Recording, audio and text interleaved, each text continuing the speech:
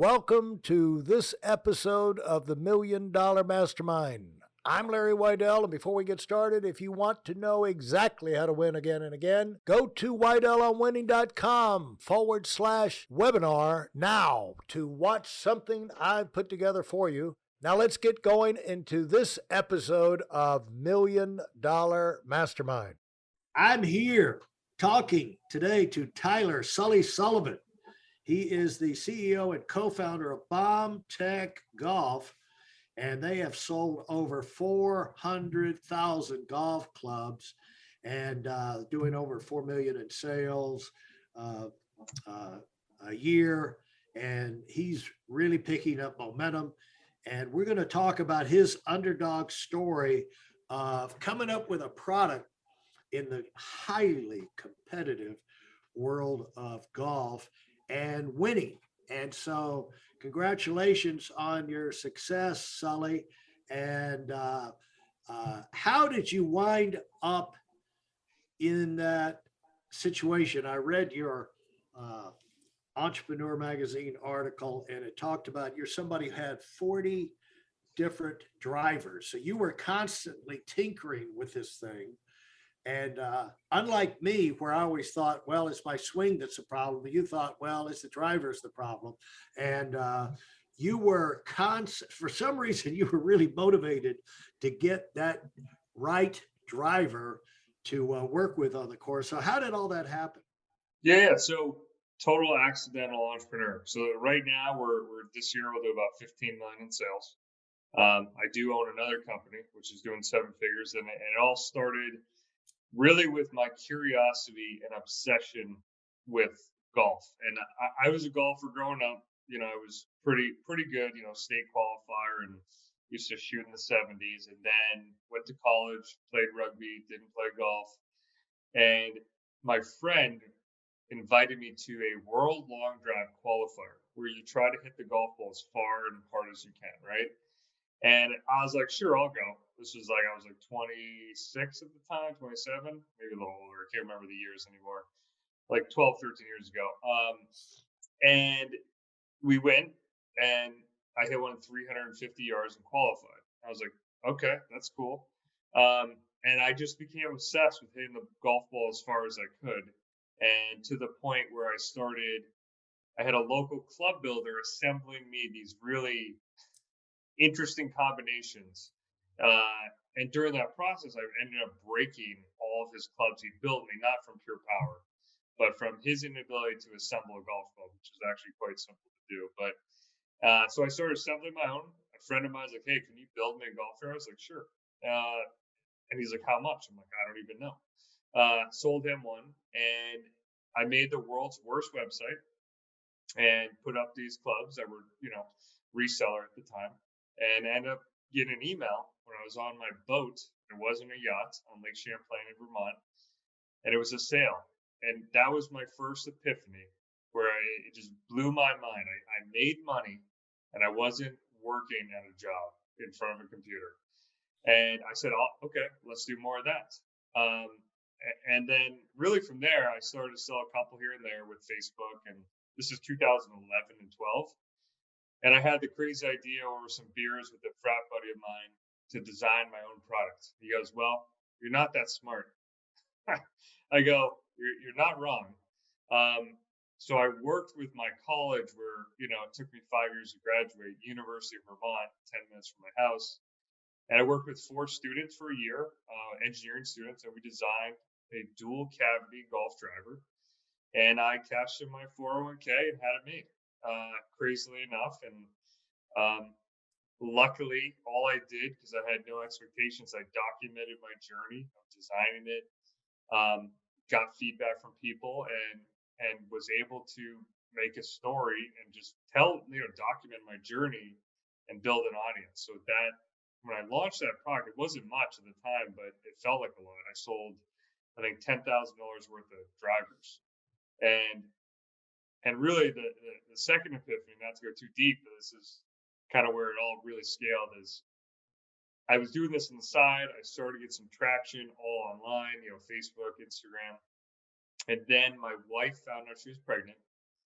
And I got fired from my day job the week before Thanksgiving, just found out she was pregnant, and that was the go time moment, and that was the hardest year of my life because I worked 20 hours a day, 7 days a week to figure this thing out, to literally survive with a newborn on the way. And I worked 20 hours a day, 7 days a week for a couple of years, 3-4 years with a newborn kid, just to try to see if I could make it happen. And luckily, I was able to scale it up. Now I think we've almost sold 600,000 clubs, and really, it's never saw it coming. But if you work hard and have a good product, you get lucky. Well, what exactly was the second epiphany you're talking about there? So, well, the first one was just, okay, I was able to sell stuff online and not work for someone else. And really, the getting fired, I don't know if it would be an epiphany, but was the motivation to say, I got to make this happen. And my wife was really supportive. I was like, are you going to make BombTech full time or what? I was like, okay. So I did whatever it took to do that. And I would say the second big epiphany was, okay, I built this thing up. We started scaling up. We started doing millions a year, almost 8 figures a year. And then I had a second child, and I took 6 weeks off before having her, and sales went up. And that was my real big epiphany of like, okay, now I'm not that important. And I was able to move to a owner operator, coordinator role versus a doer.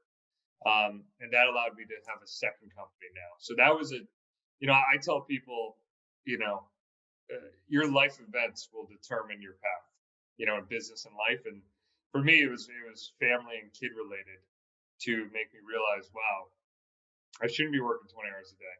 And I should enjoy time. So now my wife kicks me out of the house because I'm home too much. So I've gone the other direction, which is, I'm glad I was able to get out of my own way and get rid of my ego to say, okay, family is the most important thing. And business is great, but what's the point?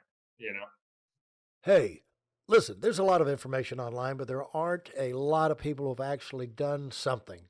In my case, I've actually built a successful business that's accrued over $5 billion in assets under management and has done well even during trying times.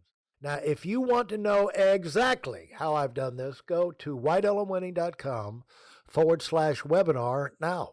I've compressed a decade of learning into 5 short weeks just for those of you who want to give yourself an incredible advantage and are tired of waiting and watching others move up. And so the golf industry, one thing is that, there's new products in every aspect of golf, from everything.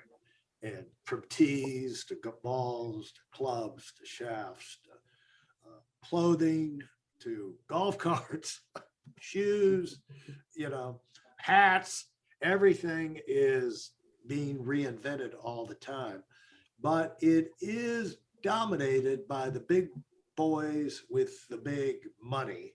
Yep. And, the pros are usually got, they're usually carrying that equipment because that's where a lot of their support and funding comes from. And so to start out, I've had a lot of rogue golf clubs over the world, over the years. And there is a curiosity for something new in spite of what they say, but it's really hard to get a breakthrough. And what are some of the kind of things you heard then and you even hear now that people, when they tell you can't do it, what they're really telling you is they can't do it. They can't imagine how you could do it. And so as a result, you can't do it. But it's on you if you let them convince you and talk you out of what is possible. And so talk about some of the kind of things you heard and how you interpreted that in your mind. Yeah, I mean, I had no expectations. So I think that's the big thing. It's hard to even go back in my brain of what I was thinking when I first started. But I had no expectations of really anything happening or doing millions, a year, sometimes a month. So it's when you go in that with pure passion, their opinion doesn't matter. I was just doing it because I liked it. And I think yeah, if I were to start something again, it would be the same thing. Like, I'm a huge skier too. That's another industry you shouldn't get into, but I wouldn't care because I just enjoy it. So for me, that's how I was able to work 20 hours a day, 7 days a week. And really, I mean it, 20 hours a day, 7 days a week, because it didn't feel like work. So I do remember vaguely Entrepreneur Magazine having given this write-up on BombTech, and I was like, this is really early in the company's journey. And I was like, holy crap, Entrepreneur Magazine's writing up on BombTech. This is amazing. Then I read the article, and it was like awesome product, great story, not gonna make it. Too competitive, and it is a brand. To your point, the brands are really strong and they've done a great job. Yeah. But when I came in with no expectations, it didn't matter, and I just kind of went where the opportunities were. And at the end of the day, we make amazing golf clubs, and we give a shit about customers. And I don't say we just give a shit; we actually have the best customer service in the world, and we make them feel like they are family, because they are. And we're a small company.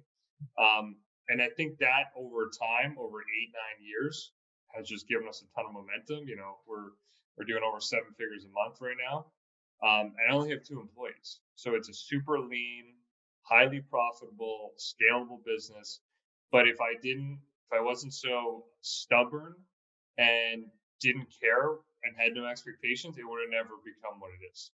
If I listened to the naysayers and whatever, because, outside of entrepreneurs saying that we weren't going to make it, most of the family and friends were very supportive.